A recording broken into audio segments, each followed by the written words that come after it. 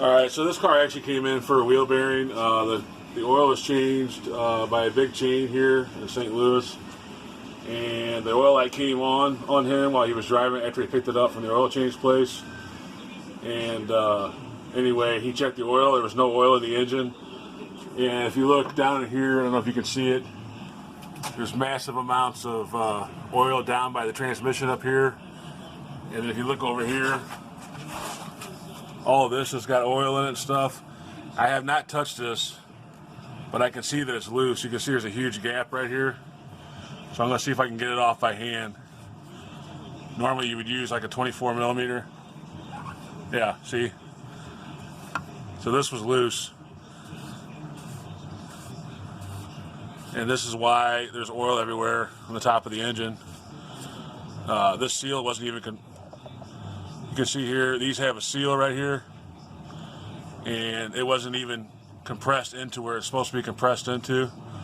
So as soon as you start driving it, it's just going to start leaking oil everywhere.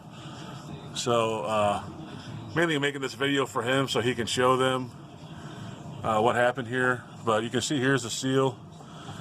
And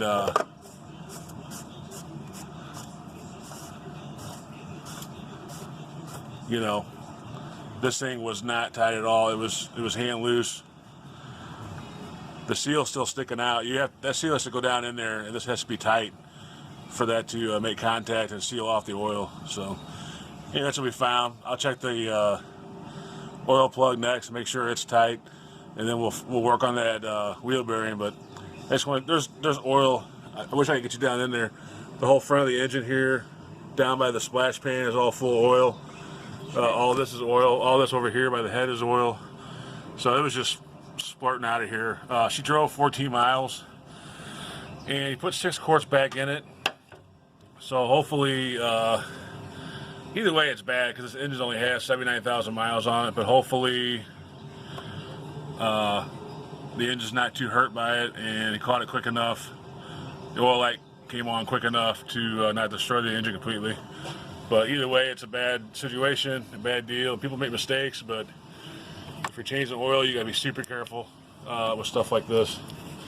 So anyway, I just kind of want to document this for him so he can show them what happened and go from there on it. Thanks. Okay, I went ahead and tightened this down. You can see now there's no gap here. You can't even get your fingernail through there in between there. Before I could tip my finger in there. So it was out probably 3, 4, well, like I said, you can see the rubber seal.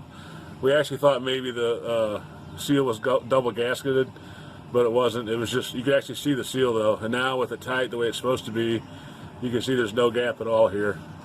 And that seal is down where it's supposed to be, so the oil won't come past, you know, the oil can't get past this. So anyway, I just wanted to show you the difference between where we started and where it's at now, where it's all the way down.